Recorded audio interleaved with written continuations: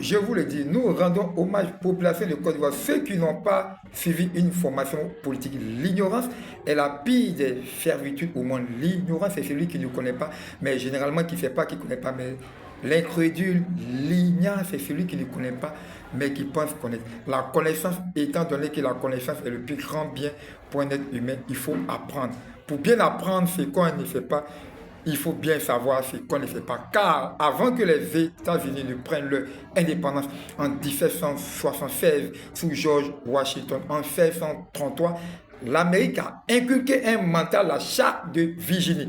Dans l'État de Virginie, les Américains ont inculqué la limitation du mandat présidentiel. La première constitution américaine a été établie en 1789. Les Américains, les États-Unis ont pris les indépendance en 1776, mais la première constitution a été établie en 1789. Le seul président aux États-Unis qui est mort lors de son quatrième mandat, c'était Franklin Delano Roosevelt, car les États-Unis étaient pendant la Seconde Guerre mondiale, donc ils ont demandé à Franklin Delano de continuer. Soit les États-Unis ont opté pour la limitation. La limitation du mandat présidentiel évite des guerres civiles, ça évite des troubles, ça évite des problèmes. Pour une Afrique gagnante, il faut une alternance, il faut aussi limiter les mandats. Les Américains ont 9 juges garants de la constitutionnalité américaine, 9 juges garants, d'où le président n'a pas autorité, le président des États-Unis n'a pas autorité, Donald Trump n'a pas autorité sur les 9 juges. C'est eux qui sont garants de la constitutionnalité. Ils peuvent démettre Donald Trump en cas de forfaiture ou d'infraction. Les États-Unis ont leur histoire. Toutes les grandes démocraties ont opté pour la limitation du mandat présidentiel. Le RADP, un grand parti, le président Ouattara a dit que le RADP est une douzaine de cadres capables d'assurer la réalité depuis 2019. Mais où sont ces cadres-là?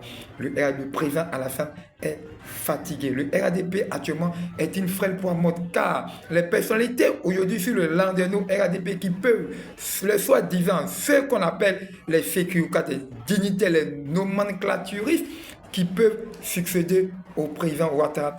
Il y a 3 personnalités, pas le moins. En l'occurrence, Kone Timoko, le vice-président Milé, il y a Hachi Patrick et Tene Brahima Ouattara, le sosie, celui-là qu'on appelle photocopie. Mais des 3, c'est photocopie qui a la capacité, qui a la maturité, qui a tout le groupe, qui est le plus aimé de l'escarcelle RADP, qui peut succéder, qui a la valeur réelle à pouvoir succéder au président Alassane. Photocopie a une sagesse hors norme, un homme nobiliaire, tapis dans l'homme, qui est reconnu aussi, qui a beaucoup fait pour le ministère.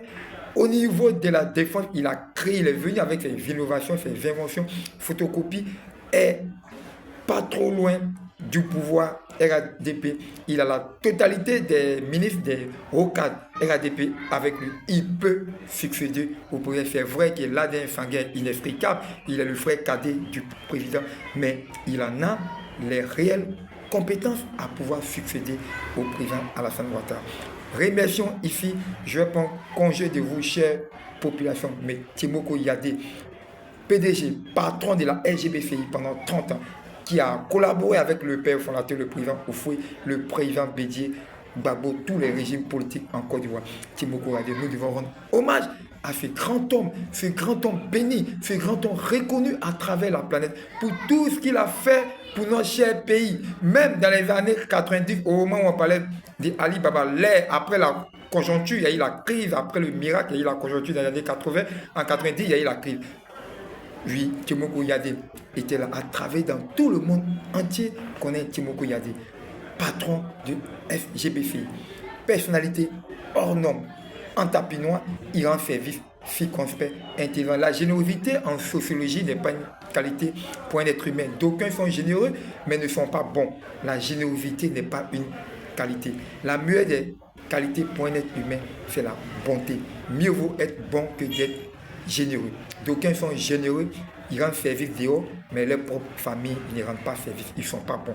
Généralement, c'est pour ça on dit en sociologie, la générosité n'est pas une qualité pour un être humain. Les valeurs de nos probités mentaux résultent toujours du bon cadre environnemental. L'environnement a une influence sur la vie de l'homme.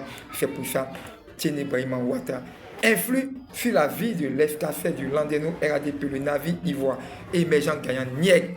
Le navire est guidé par le président Ouattara depuis 2011. Ce navire ivoire émergent gagnant contient 31 millions de population.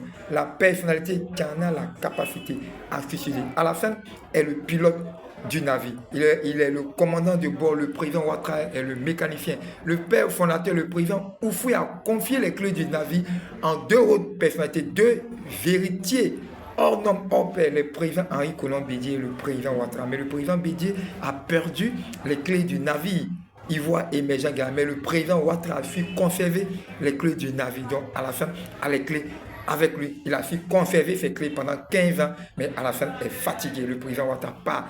Qui pourra garder les clés du navire émergent gagnant? Oui, c'est là que nous nous posons tous la question. Mais le peuple de Côte d'Ivoire, d'où que vous soyez mobilisés, galvanisés, car ouvrez bien les paupières du Tiffanyman. Tidjam Tchèque, Tidjam Tcham en a la capacité, à les valeurs réelles, à pouvoir guider le navire, à pouvoir piloter ce navire. Mais malheureusement, il n'est pas du RADP. Mais au sein de l'escafette RADP du Landerneau, celui qui a les valeurs réelles, qui peut guider le navire, franchement dit, Kone Temoko, mais il est une personnalité, c'est vrai, un homme qui a travaillé à la BCAO, mais celui qui a la totalité, la panoplie, un homme vertigineux de haut cadre de ministre, de plénipotentiaire des intelligences au sein du RADP, c'est photocopie. Tiene Brahima Ouattara, c'est lui, il est à proximité du pouvoir RADP. Il en a la capacité, la valeur réelle à pouvoir succéder au président Ouattara.